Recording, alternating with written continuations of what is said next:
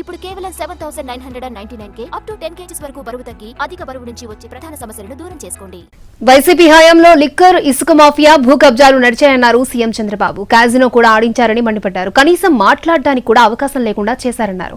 మాట్లాడితే దాడులు చేశారని గుర్తు చేశారు. అలాంటి మాఫియా ఒకటి కాదు, అన్ని మాఫియాలే, మామూలు కాదు. వీళ్ళు అంతా ఎక్కడ దొరికింది అక్కడ దోచేసుకున్నారు. ఇసుక మాఫియా, లిక్కర్ మాఫియా, కడాన పేదవాళ్లకు దొరికే ఇచ్చే పీడిఎస్ లో కూడా ఏదైతే రైస్ ఇస్తామో అందులో కూడా రీసైక్లింగ్, రేషన్ రైస్ కూడా రీసైక్లింగ్, ఇంకా భూ కబ్జాలు ఇంకా మామూలు కాదు. మీరు మాట్లాడలేరు, మీకోసం వస్తే మమ్మల్ని కూడా చూసే పరిస్థితిలో మీరు లేరు.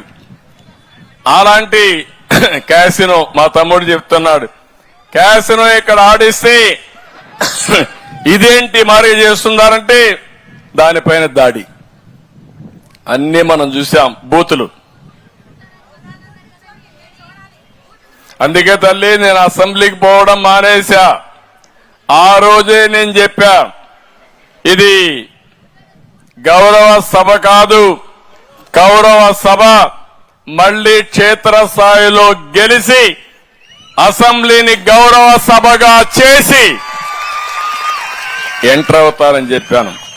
ఏమమ్మా ఇప్పుడు ఎక్కడన్నా బూతులు నిలబడొస్తున్నాయా మీకు?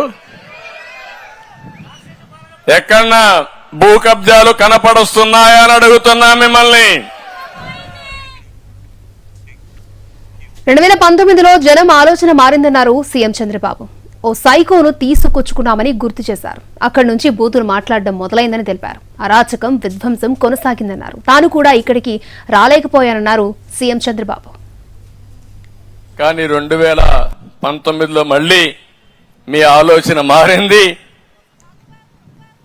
ఒక సైకోని తీసుకొచ్చుకున్నాం.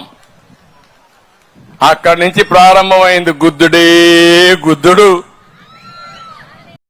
బూతులే బూతులు. నేను అడుగుతున్నా, ఈ నియోజకవర్గంలో ఎప్పుడైనా ఇలాంటి మీటింగ్ జరిగిందా అని అడుగుతున్నా మిమ్మల్ని. ఎన్టీ రామారావు గారు కట్టిన స్టేడియం, అది మా పార్టీ కట్టిన స్టేడియం, అవునా కాదా అని అడుగుతున్నా. నేను ఇక్కడ రాలేకపోయా అంటే ఏంటి ఆ రాచకం, ఏంటి ఆ విధ్వంసం? మాట్లాడితే బూతులు. ఈ కాన్స్టిట్యున్సీలో ఏం జరిగిందో మీరు చూశారు.